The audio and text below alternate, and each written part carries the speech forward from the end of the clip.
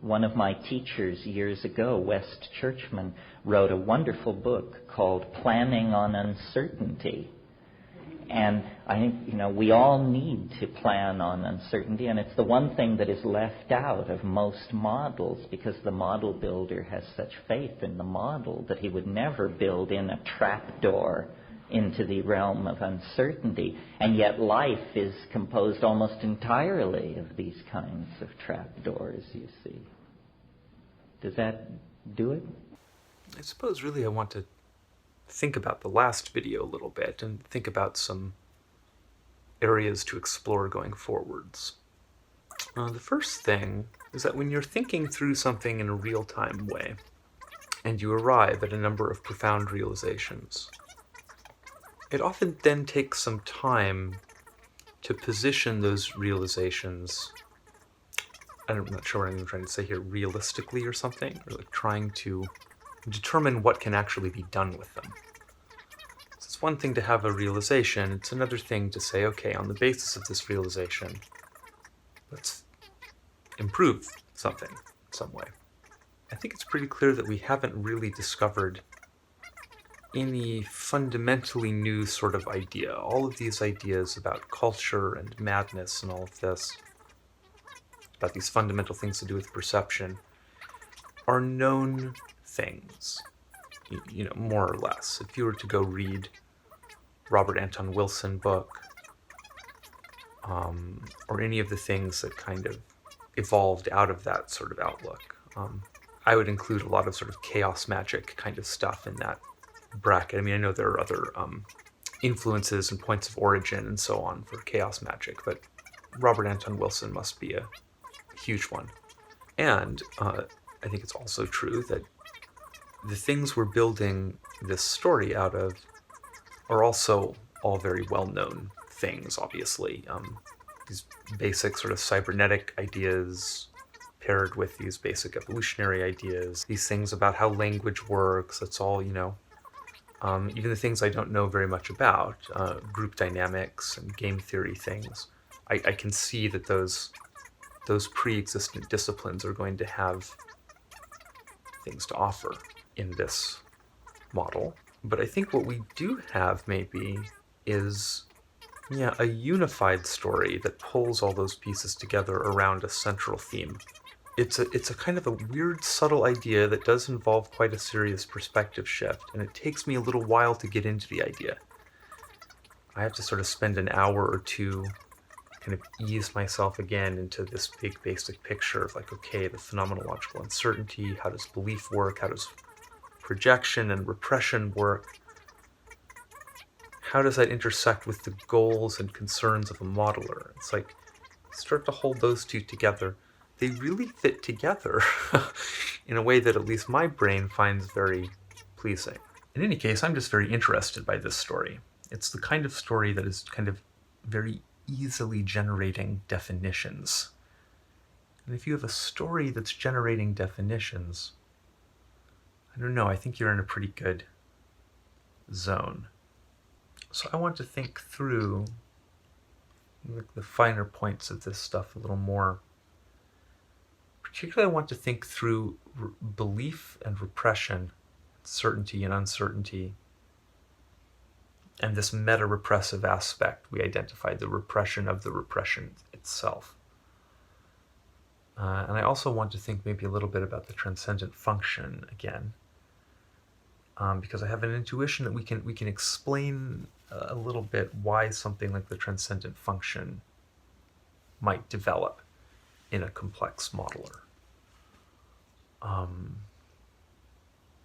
It seems to me it's almost a kind of a backup solution. We'll get to that, I hope. I think I will pop into my computer now so that I can draw a little bit. I've got to say, I love the audio on this phone. I hate the audio on my laptop. That laptop mic is so terrible. It has so much sibilance and high frequencies. And I end up having to de-ess a lot. Then the de-essing produces this terrible lisping, which isn't actually how I speak. It's just like... an artifact of trying to deal with this terrible microphone. So I think what I might try today is I might try to record audio on the phone in addition to recording it on my computer, and then try to synchronize it later. Hopefully they record in the same sample rate and I don't run into weird like lip sync drift problems like I often do. Which is really annoying with these like long videos. It's like the sync like subtly drifts as it... Anyway, I'm talking about things nobody cares about now. Okay, popping into the computer. So actually the first thing I want to do is I just want to point people towards two other pieces of video that I think contain quite a lot of wisdom. First is this amazing interview with Carl Jung. This is a very long piece of video. It's like 3 hours, I think. And Jung can be a little hard to understand given the fidelity of the audio and the thickness of his accent. But if you can make it through it, he has many interesting things to say. And in particular, he has something to say about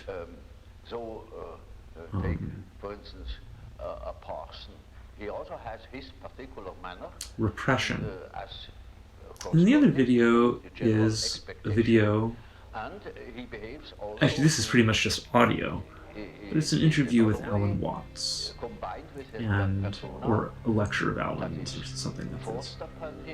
And he discusses this issue of culture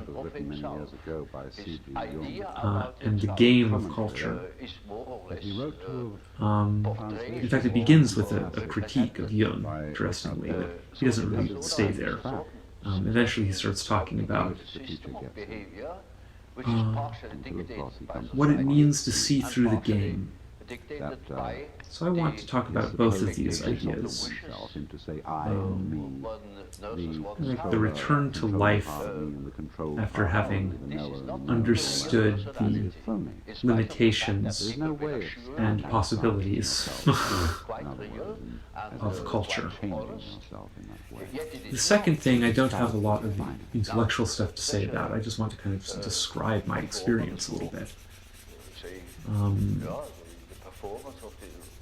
First thing about repression, I just want to open with, I think, because I sense that my understanding is still a little muddy here, so let's try to clarify it. In that video, Jung makes a very interesting point. He says that not everything in the unconscious is repressed, of course. Some things are unconscious because they're repressed, which means that on some level the ego knows. Now this is interesting because it suggests that the ego itself is already a little fractured into levels of knowing, levels of modeling that exist at different depths.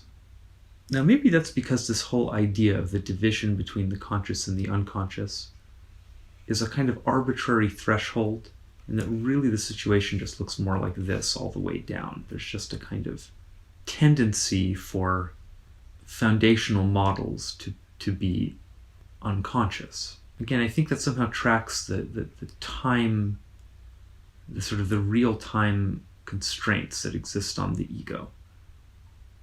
It's like the ego has to deal with these situations that are constantly happening to it. And so that's what it has to be conscious of with its tiny little focal area of attention. And all these other big fundamental assumptions that allow it to make coherent decisions in this game have to be unconscious during those situations where the ego is managing a lot of action. Because it's certainly the case that we can talk about repression in these two senses. You know, take an example, like if I have a food that I really enjoy eating, but I know that it's bad for me, like it's going to make me ill. This is true for me with potato chips, actually. If I have too many potato chips, I get kind of sick to my stomach.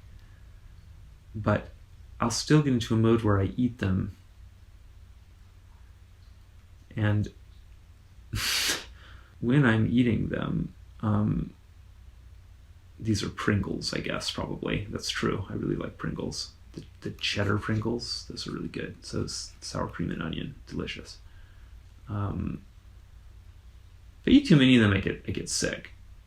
And so I know that, that's information that I have, but while I'm eating them, I'm kind of just ignoring it. And so that's a kind of repression that could exist in also a much deeper or subtler way. It could be, because in that case, I always know on some level, like it's really not that repressed. But I was in a situation in a relationship for many, many years where there was something that I had repressed, that I somehow knew in an intuitive way.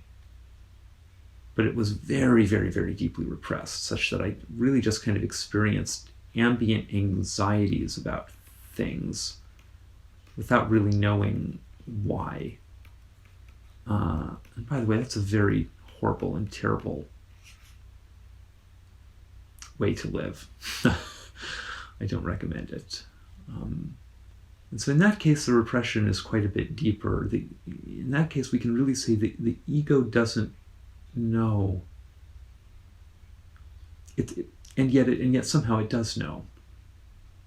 Because it's experiencing these weird effects, and it has weird hunches and so on. Yeah, it just does seem to be the case, I suppose, that things can be more or less unconscious, of course. Some things are very close to the surface. Some things are very, very depthy.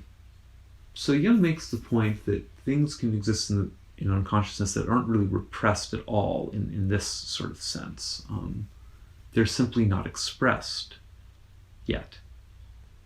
Now, I would say that distinction is a little funny, because we might as well say that the things that haven't been expressed yet are still being repressed. It's just that perhaps they're being repressed unconsciously. I think it's just possible that the ego can do repressing, or or forces in the unconscious can do the repressing sort of for the ego, as it were. They can withhold things until the right time or the right conditions. So that's kind of what the transcendent function is, I think. It's a big gate on a whole bunch of internal information and models and so on, and also kind of loopy alchemy programs for self-improvement and so on. Live in this particular region of the psyche, and that whole thing is kept probably quite secret from the ego until this thing, the transcendent function, determines that the correct sort of crisis has occurred in the Noid's experience of reality. It's kind of like a break in case of emergency idea. Anyway, we're jumping ahead here. I don't want to get into this transcendent function stuff yet.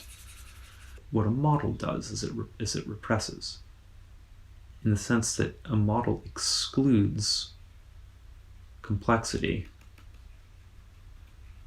in order to generate a simplified version that can be understood by consciousness. Consciousness can't understand too much. It can't hold in all these giant complexities. So models exist in order to reduce that complexity and make the situations graspable in some way.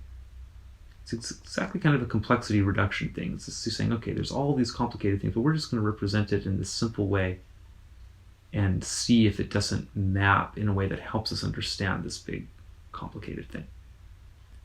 But that simplified picture can only be achieved by excluding all this other stuff. So it's just the case that whatever a model shows, it shows by virtue of material that's been taken away. See, it's very much like sculpture and stonework and all of this.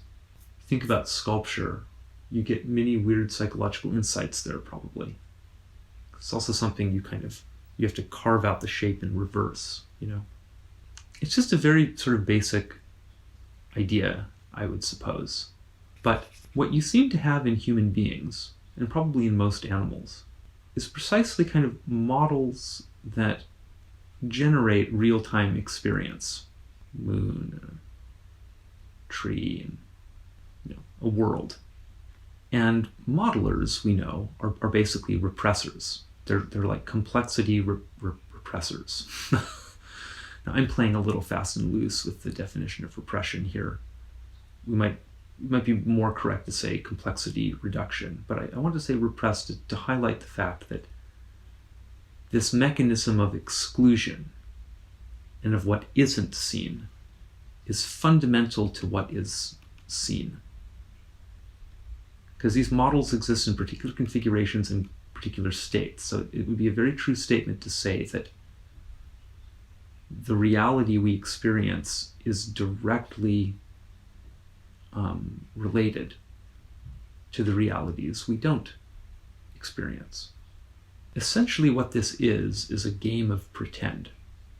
It's just that the big sort of foundational game of pretend that we call culture is a game with this meta-repressive aspect, because that game of pretend can't be acknowledged as a game of pretend.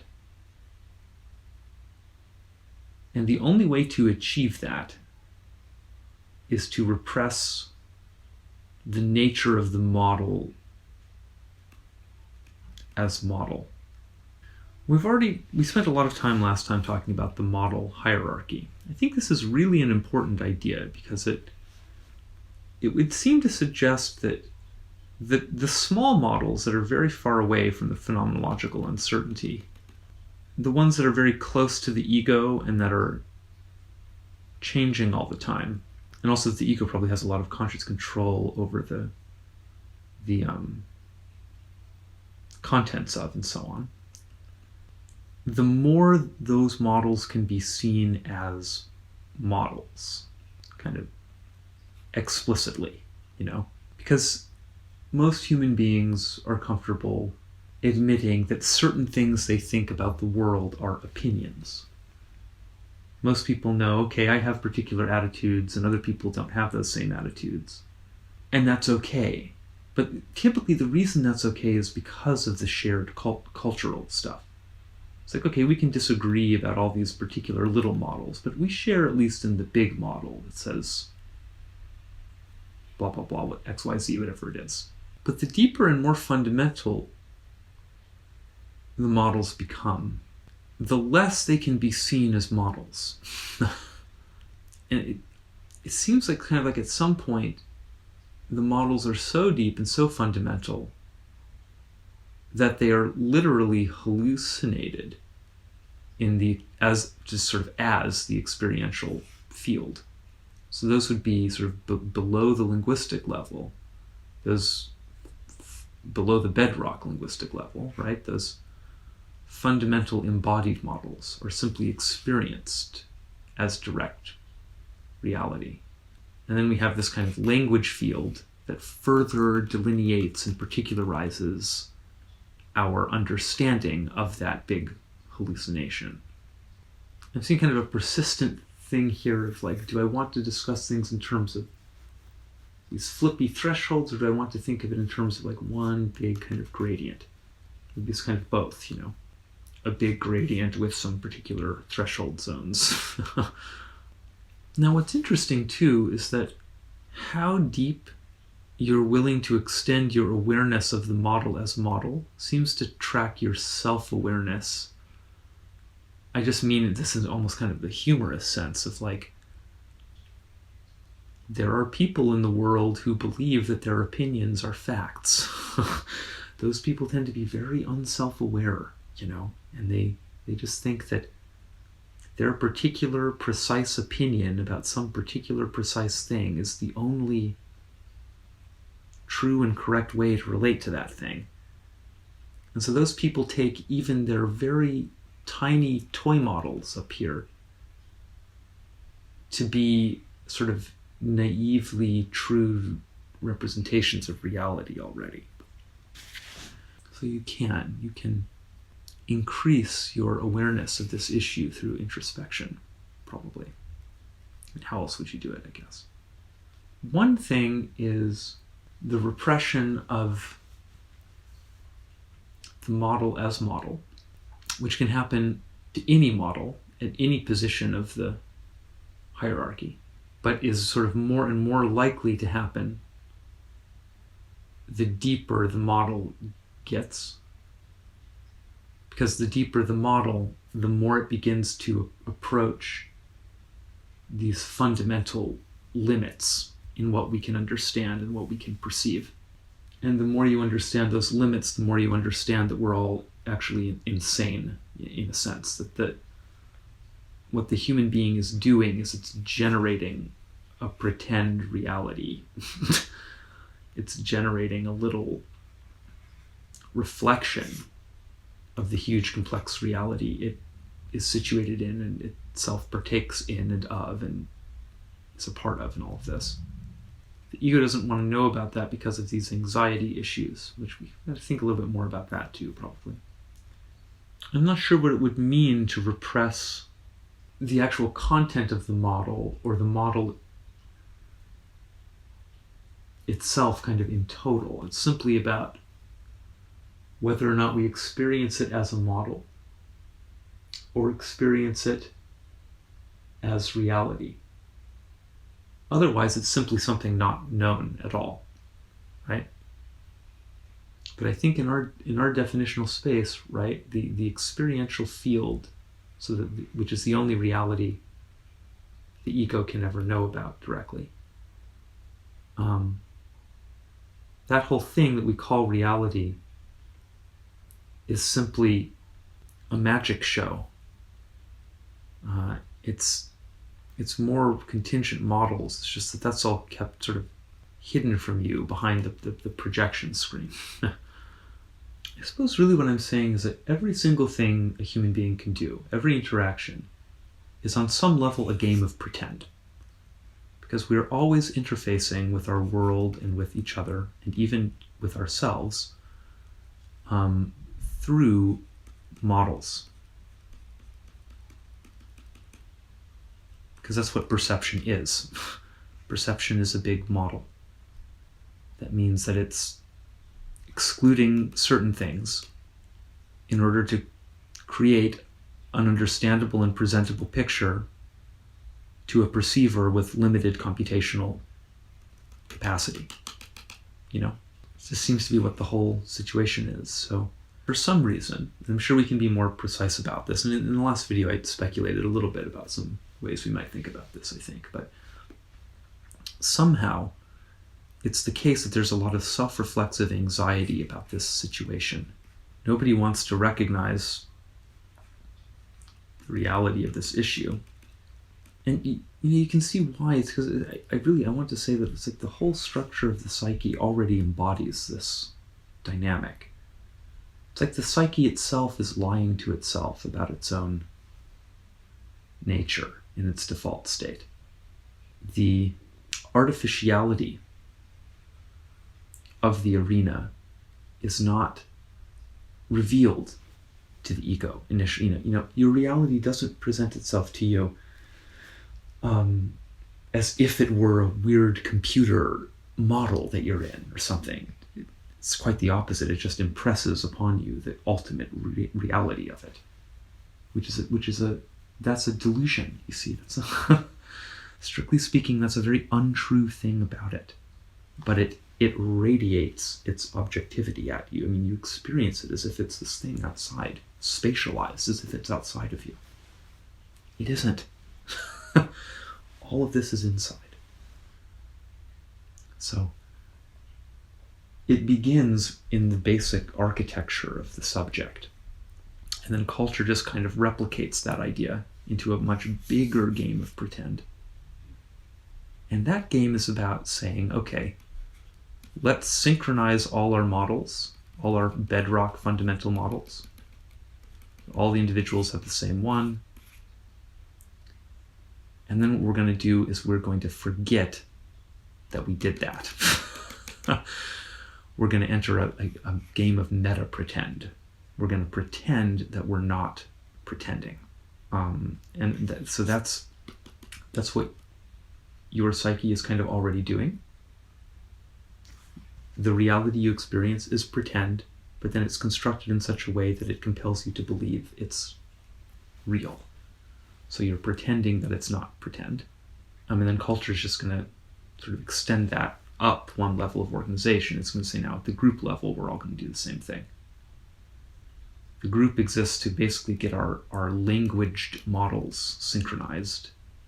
And then just like with the embodied models, we're going to forget that these are models and just sort of bake it back into the projective field again.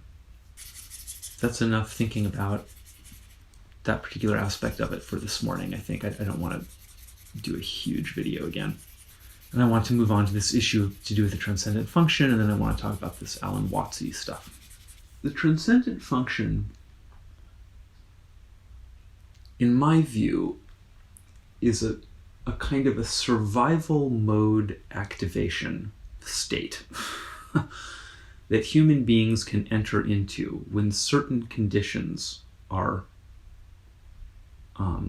met in their environment. Now this is tricky. I'm not sure about how these conditions, what the exact sort of causative picture is here. But it seems to me that there are basically two conditions. The first, and this is a really big one, is isolation. The transcendent function is not going to activate unless you're isolated. Now, I'm not sure if I think it has to be sort of literal physical isolation, or if it could just be kind of conceptual isolation, or if perhaps maybe it requires both of them. The reason I can't be so sure about that is because in my case, I really had doses of both of these. Oh, my disk is almost full. That's so annoying. It means I have to pause now. iPhone recording again. What was I saying? In my case, I really had both of these. So I'm not sure exactly what's required there, but some combination of these, I would suppose. That's one thing that needs to be there. And the other thing that needs to be there is some kind of a bedrock void. We'll just call it paravoid. Now you see what I mean about the causative picture here, because it could be that just spending a lot of time by yourself leads to a paravoid. For certain noids that will be true, because you'll just drift further and further away from the culture. Your cultural participation has been severed. That's what it means to be isolated. And so you're kind of outside of the big game of pretend for a little while. And while you're out there, you might start to see it a bit for what it is, and then that might lead to a big model collapse. In my case, it was kind of more the other way. I had a model collapse in my life that, in fact, I had several in kind of more or less rapid succession. In fact, this stuff happened over a period of years, but looking at it now from a kind of a broader life perspective, this was a lot kind of sequentially in my life. I got very ill, and then I had a relationship collapse in a way that really ruined my ability to trust people for a time. It still makes that complicated. And then various strange things to do with just who I am had all come together to really create this kind of situation. And then once this had happened, I kind of self-isolated. I think once this happens, either you're going to self-isolate or the culture is going to find a way to isolate you at that point, because you're not going to be able to get along with the big game of pretend anymore, at least for a little while. And so, we talk about midlife crisis, and we talk about that stuff in a kind of jokey way often, but it's a really serious thing. That's when people go through their first big model collapse often. Sort of first big adult one in which you're kind of fully conscious. Like when you're a child, you're having model collapses constantly because you're just trying to build those foundations still. But at midlife, something else begins to emerge. And so Jung also observed that, right? Individuation is something he thought happened in kind of late 30s. Mine really began seriously when I was 32, 33. I think I'm finally starting to restabilize again at the end of that 2 to 3 years later here at 35. So what is it about these two things that activates the transcendent function, and what is the transcendent function? We need a slightly bigger erase here. There we go. And how can we know anything about the transcendent function? The first thing I would say is this is a very praxis-oriented thing here. You can't know anything about it unless you activate it. I mean, you can read about it, but it will just be a theory to you. To me, it's not a theory. To me, it's a zone of experience that I have passed through. And so, because it's non-theoretical to me, I'm going to speak about it in very sort of ontologically certain terms, but I want to remind everyone that we're operating kind of very explicitly now within a framework where we acknowledge the fundamental uncertainty behind every statement. That's just going to make us good alchemists. It's going to keep us locked in orbit around that diamond, making sure that we're considering things from as many sides as possible in order to reduce our uncertainty. In other words, in order to actually reduce the uncertainty, not just repress the uncertainty.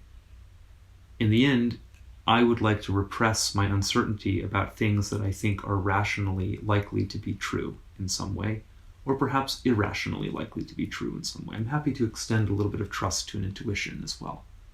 Perhaps a lot of trust to an intuition. But it can't be just anything, and it can't be just because the culture tells you so, you know? I think that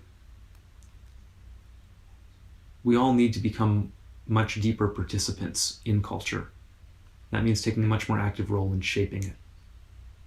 That means also becoming much more responsible, because culture shaping is a big responsibility. So I think that's just something that's going to affect all human beings in the near future. This democracy issue isn't done yet. I think there are many wars ahead. Hopefully not so literally, but at least figuratively. There are conceptual and sort of life battlegrounds that human beings have not resolved to do with all this stuff, belief systems and culture and all of this. So the transcendent function is something that you can experience if you have some combination of these things I just mentioned. Isolation and paravoid. And they need to be pretty serious. It's the transcendent function. It's not going to probably just activate because you got a little uneasy with something or because you spent a week by yourself. It's going to have to be rather more concentrated or libidinally invested, than that. Whoa. Try to grab the eraser. Instead, I grabbed the shape tool. Having experienced this thing, I'm just going to say some things about it. Primarily what it seems to do is it seems to really, really amp up the projective faculty. Now here I want to make it really sort of be very clear. There's a fundamental projection that we're always inside of called experience. That whole thing is a projection, inclusive of visual perception and inclusive of just the thoughts that you have. All of those are things that are in this weird simulation of reality that we experience as reality. So that ties into the embodied models beneath linguistic bedrock, if you remember our big diagram.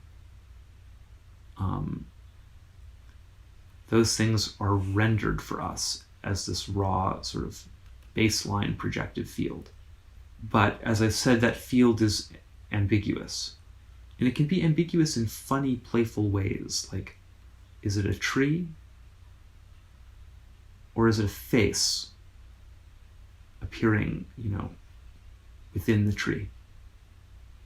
I mean, the face is really a projection. That's a structure that your psyche is looking for. It's trying to identify faces.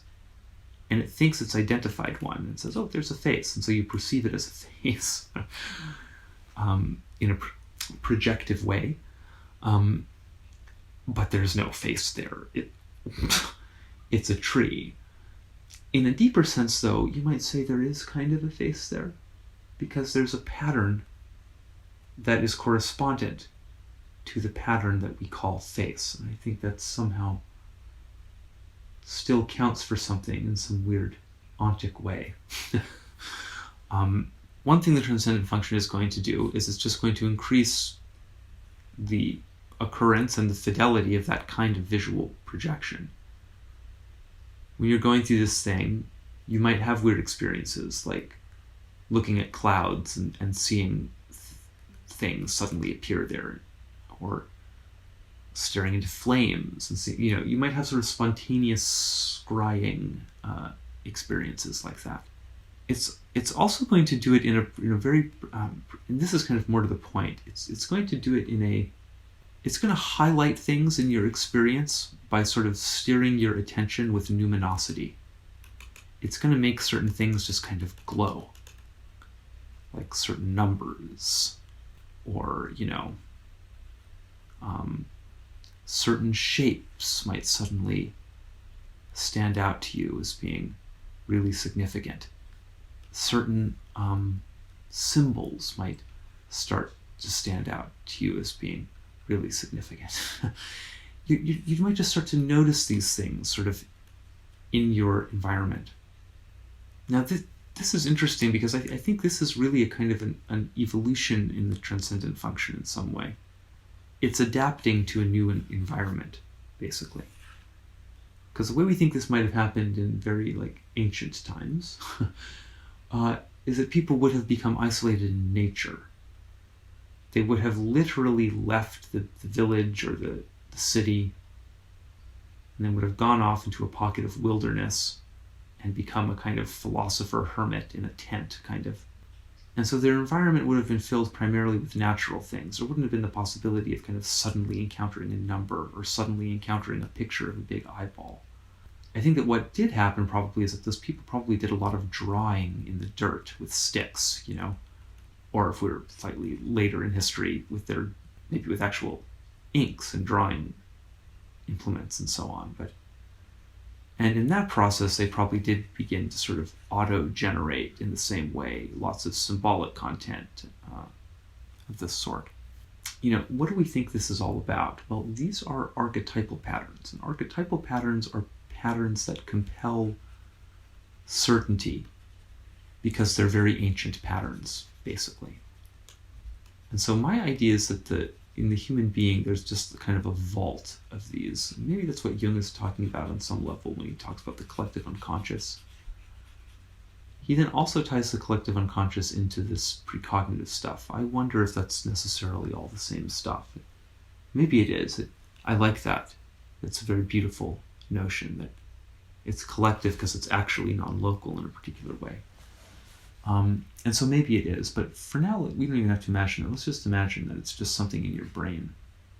There's just an area that inherits a bunch of really deep models that the psyche has generated over the entire course of its evolution, down from when it was like a much more primitive kind of brain, up to what we have now as human beings.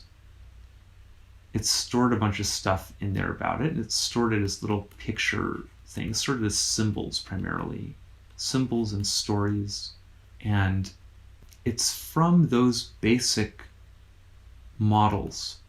Archetypal patterns as they exist in your psyche are models. They're models of aspects of reality. It's like they exist, what am I trying to say? They exist to solve a particular problem, I believe. These archetypal patterns are just what reality is made of, as far as your psyche can figure out, in the deep computational sense, like the sum total of psyches over the sum total of history have made these determinations, right? It's that, and then it's also, of course, what your psyche itself is made out of. Something that exists in sort of sympathetic formation with nature itself and, all these sorts of things.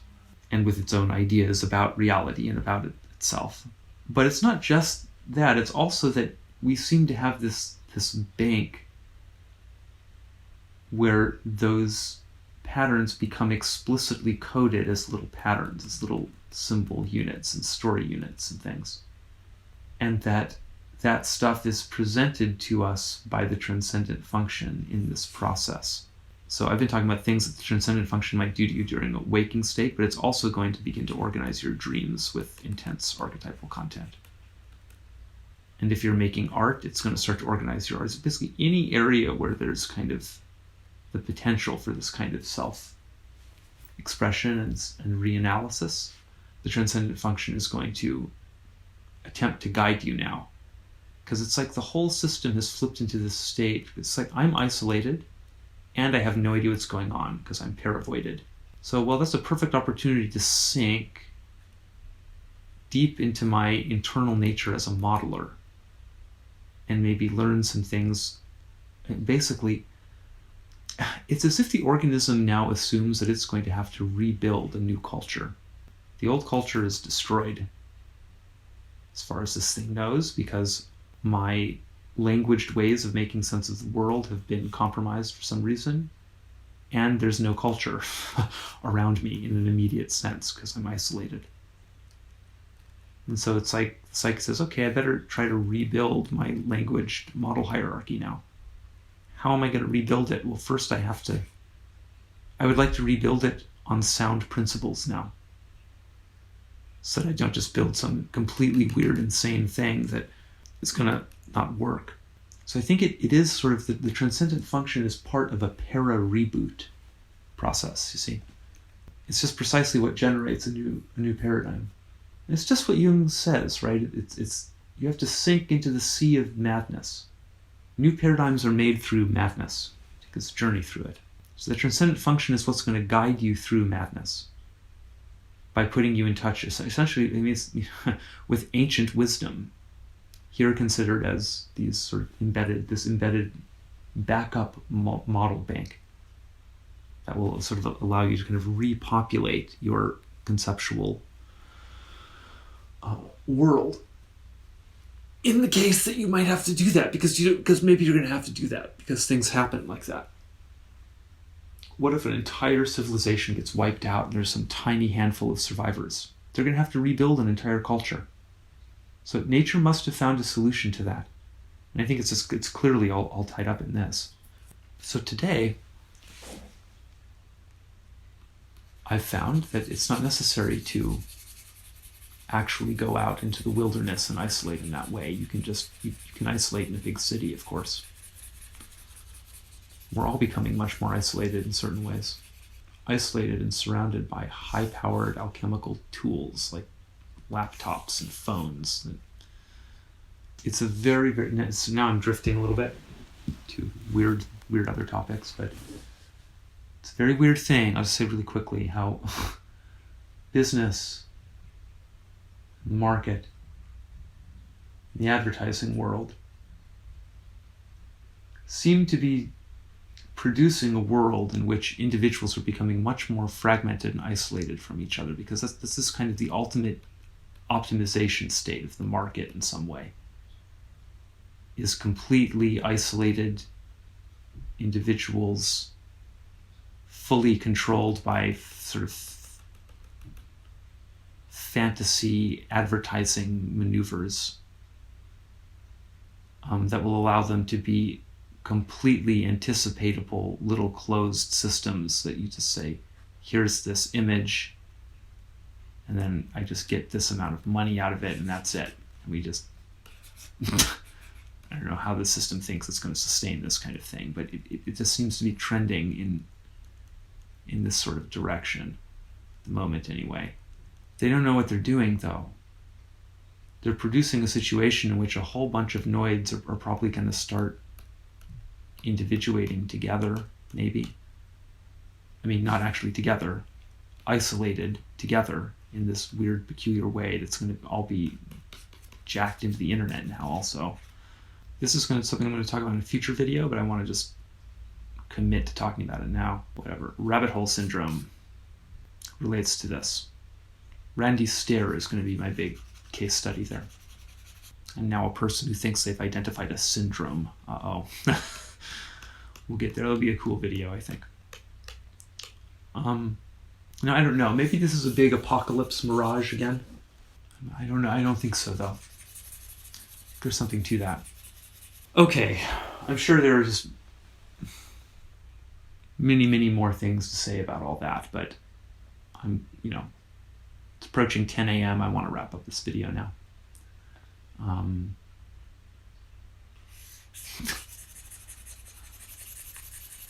If the devices will let me. Now I want to talk about this stuff to do with returning to culture after you've seen through its mechanisms in a deeper way. I mean, I don't know what to say about it except that it's been very difficult.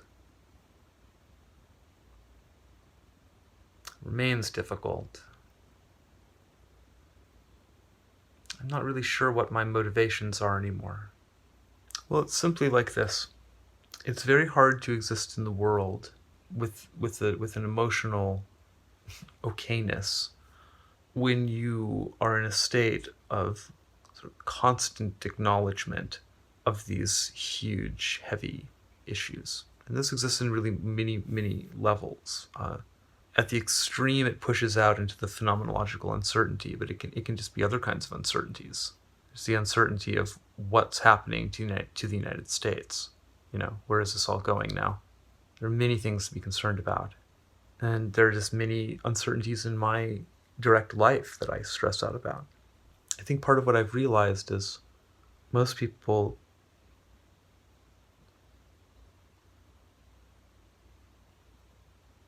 repress the big stuff so that they can focus on the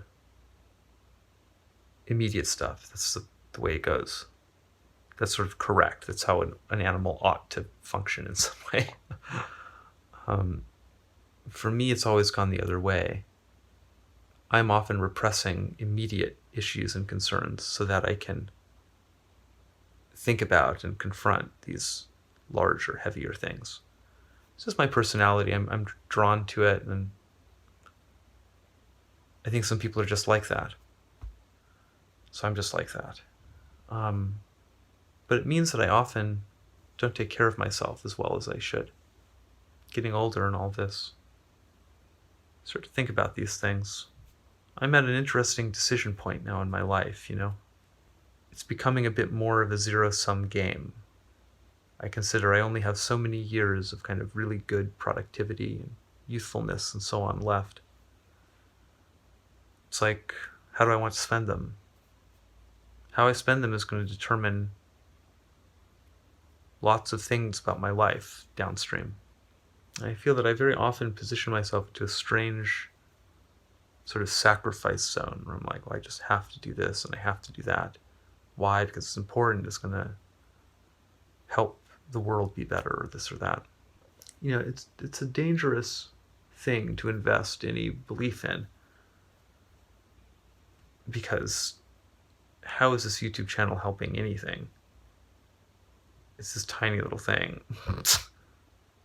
And proportional to the amount of sort of agony that goes into making it. The thing is, I also benefit a lot from it personally. It's important for me somehow to make these videos. Nothing else just gives me something to do. It's so strange that you can be in such a big city and still end up so alone in so many ways. When you're sort of trying to actively encounter people, I'm finding it just especially difficult to meet men. It's easy to meet women, you just hop on a dating app, but locating meaningful male friendships has been a challenge. It's always been a bit of a challenge for me, but I don't know. It's also so interesting how big intellectual realizations can change so much, but in another sense change so little. I do rather feel like I'm rambling at this point. There are various things I suppose I should get to today, so I guess I will go get to those things and cut more video later. All right, see you in the future. Bye.